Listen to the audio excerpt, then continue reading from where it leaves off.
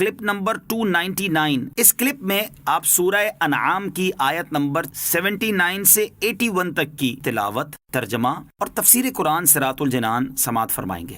بسم اللہ الرحمن الرحیم۔ ترجمہ: اللہ کے نام سے شروع جو نہایت مہربان رحمت والا ہے۔ انی وجہت وجہی للذی فطر السماوات والارض حنیفا وما انا من المشرکین۔ ترجمہ: میں نے ہر باطل سے جدا ہو کر اپنا منہ اس کی طرف کیا جس نے آسمان اور زمین بنائے، اور میں مشرکوں میں سے نہیں ہوں۔ انی وجہت وجہی، میں نے اپنا منہ اس کی طرف کیا۔ حضرت ابراہیم علیہ السلام نے جھوٹے معبودوں سے بیزاری ظاہر کرنے کے بعد اپنا عقیدہ اور دین حق کا اعلان فرما دیا۔ چنانچہ فرمایا کہ میں نے ہر باطل سے جدا ہو کر اپنا منہ اس اللہ عز و جل کی بارگاہ کی طرف کیا جس نے آسمان اور زمین بنائے، اور میں مشرکوں میں سے نہیں ہوں، یعنی اسلام کے سوا باقی تمام ادیان سے جدا رہ کر میں اللہ عز و جل کے سامنے جھکنے والا ہوں۔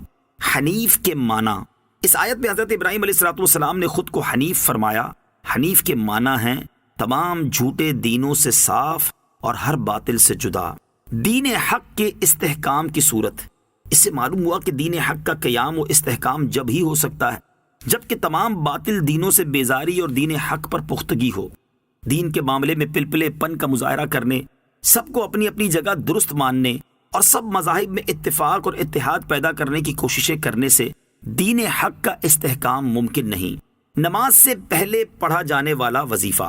حضور پر نور صلی اللہ تعالیٰ علیہ وسلم نماز شروع کرنے سے پہلے ایک وظیفہ پڑھا کرتے تھے۔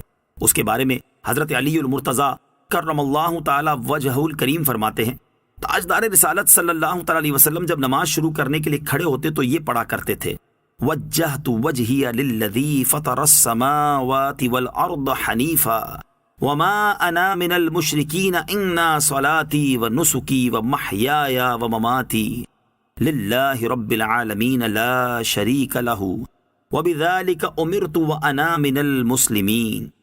میں نے ہر باطل سے جدا ہو کر اپنا منہ اس کی طرف کیا جس نے آسمان اور زمین بنائے، اور میں مشرکوں میں سے نہیں ہوں۔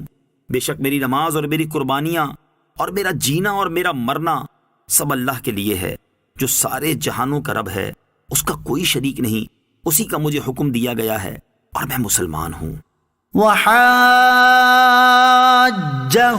قومہ قال اتحاجونی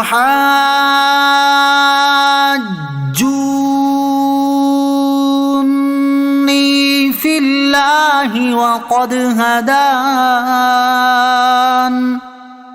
ولا اخاف ما تشركون به الا ان يشاء ربي شيئا وسع ربي كل شيء علما افلا تتذكرون۔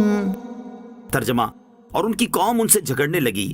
ابراہیم نے فرمایا، کیا تم اللہ کے بارے میں مجھ سے جھگڑتے ہو، حالانکہ وہ تو مجھے ہدایت عطا فرما چکا اور مجھے ان کا کوئی ڈر نہیں جنہیں تم شریک بتاتے ہو، البتہ یہ کہ میرا رب کوئی بات چاہے، میرے رب کا علم ہر چیز کو محیط ہے، تو کیا تم نصیحت نہیں مانتے؟ وحاجہ قومہ، اور ان کی قوم ان سے جھگڑنے لگی۔ جب حضرت ابراہیم علیہ السلام نے اعلان حق فرمایا، جھوٹے معبودوں کا رد کیا اور توحید باری تعالیٰ کو بیان فرمانا شروع کیا، تو قوم آپ علیہ السلام سے جھگڑنے لگی اور کہنے لگی کہ اے ابراہیم، بتوں سے ڈرو، انہیں برا کہنے سے خوف کھاؤ، کہیں آپ کو کچھ نقصان نہ پہنچ جائے۔ ان کے جواب میں حضرت ابراہیم علیہ السلام نے فرمایا، کیا تم اللہ عز و جل کے بارے میں مجھ سے جھگڑتے ہو، حالانکہ وہ تو مجھے اپنی توحید و معرفت کی ہدایت عطا فرما چکا، اور مجھے ان بتوں کا کوئی ڈر نہیں جنہیں تم اللہ عز و جل کا شریک بتاتے ہو، کیونکہ وہ بت بے جان ہیں، نہ نقصان دے سکتے ہیں اور نہ نفع پہنچا سکتے ہیں، ان سے کیا ڈرنا، مجھے کوئی نقصان نہیں پہنچ سکتا سوائے اس کے کہ میرا رب کوئی بات چاہے تو وہ ہو سکتی ہے، کیونکہ میرا رب عز و جل قادر مطلق ہے، نہ یہ کہ تمہارے بتوں کے چاہنے سے کچھ ہو۔ سبحان اللہ۔ حضرت ابراہیم علیہ السلام نے ایسے خطرناک موقع پر بھی ایمان نہ چھپایا بلکہ اپنے ایمان کا اعلان فرما دیا۔ اس سے یہ بھی معلوم ہوا کہ پیغمبر علیہ الصلوۃ والسلام کے دل میں مخلوق کی ایسی ہیبت نہیں آ سکتی جو انہیں فرائض کی ادائیگی سے روک دے۔ وَكَيْفَ أَخَافُ مَا أَشْرَكْتُمْ وَلَا تَخَافُونَ أَنَّكُمْ أَشْرَكْتُمْ بِاللَّهِ مَا لَمْ يُنَزِّلْ بِهِ عَلَيْكُمْ سُلْطَانًا فَأَيُّ الْفَرِيقَيْنِ أَحَقُّ بِالْأَمْنِ إِن كُنتُمْ تَعْلَمُونَ۔ ترجمہ: اور میں تمہارے شریکوں سے کیوں ڈروں، اور تم اس بات سے نہیں ڈرتے کہ تم نے اللہ کا شریک اس کو ٹھہرایا جس کی کوئی دلیل اللہ نے تم پر نہیں اتاری؟ تو دونوں گروہوں میں امان کا زیادہ حقدار کون ہے اگر تم جانتے ہو؟ وَكَيْفَ أَخَافُ مَا أَشْرَكْتُمْ، اور میں تمہارے شریکوں سے کیوں ڈروں؟ حضرت ابراہیم علیہ الصلوۃ والسلام نے مزید فرمایا کہ میں تمہارے شریکوں سے کیوں ڈروں جو بے جان، جمادات اور بالکل عاجز و بے بس ہیں، اور مجھے ڈرانے کی بجائے تو تمہیں ڈرنا چاہیے، کیونکہ تم نے ان بتوں کو اللہ عز و جل کا شریک ٹھہرایا جن کے شریک ہونے کی تمہارے پاس کوئی دلیل نہیں۔ اس بات کو سامنے رکھ کر غور کرو کہ امن کا مستحق کون ہے، وہ مومن جس کے پاس اپنے عقیدے کی حقانیت کے دلائل ہیں، یا وہ مشرک امن کا مستحق ہے جس کے پاس اس کے عقیدے کی کوئی معقول و قابل قبول دلیل نہیں ہے۔